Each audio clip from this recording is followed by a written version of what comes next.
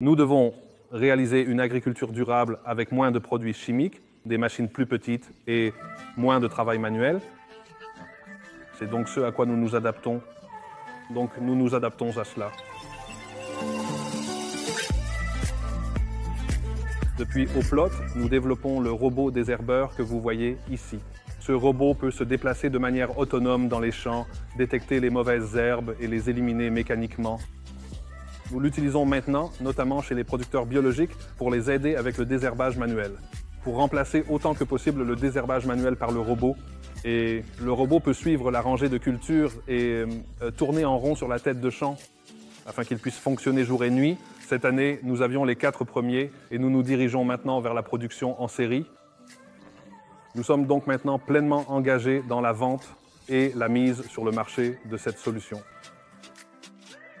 La société néerlandaise est confrontée à des défis complexes, comme dans le domaine de l'agriculture, avec les pesticides, la durabilité, la pénurie sur le marché du travail. Et la numérisation et l'IA peuvent y apporter une contribution importante, comme ici dans l'agriculture avec Hotbot. Nous utilisons le système d'IA à la fois pour la détection et pour le contrôle du bras.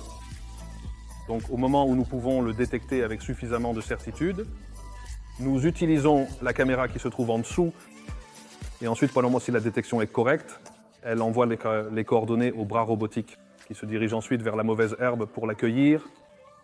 De plus, nous utilisons également le système de caméra pour suivre la rangée de cultures et nous voyons aussi à quelle vitesse nous avançons. Donc c'est en fait un outil autonome.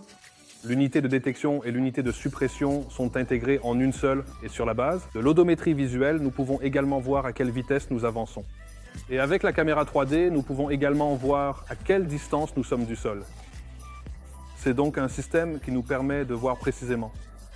Dans le monde 3D, où se trouve la mauvaise herbe et où se trouve la tige, notre force réside précisément dans la détection des mauvaises herbes dans ces cultures à densité relativement élevée pour les extraire de là. Nos entreprises néerlandaises et nos partenaires en innovation réussissent également à trouver du soutien pour cela, tant au niveau national qu'européen. Au niveau européen, par exemple, grâce au Fonds pour une Europe numérique, c'est un fonds qui stimule les innovations. Et depuis les Pays-Bas, nous cofinançons cela, ce qui a permis de créer, par exemple, l'installation de tests et d'expérimentation pour l'agroalimentaire. AgriFoodTech est le projet de collaboration européen dans lequel nous travaillons sur des installations de tests et d'expérimentation pour les applications d'intelligence artificielle, de la robotique dans l'agriculture, pour passer de la recherche à la pratique. Vous pouvez l'imaginer comme si nous avions là un grand hall d'entreprise ou un champ ouvert. Dans le cas des Pays-Bas, c'est à la ferme du futur où nous pouvons également tester les aspects agroécologiques. Nous invitons les entreprises à venir avec leurs robots pendant la saison de croissance. Ils montrent comment leur robot fonctionne là-bas, à quel point il peut bien enlever les mauvaises herbes et si la culture n'est pas endommagée.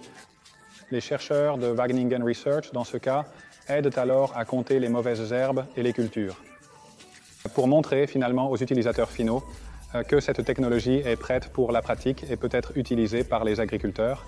Notre objectif à long terme est de pouvoir offrir une véritable alternative durable à la lutte chimique.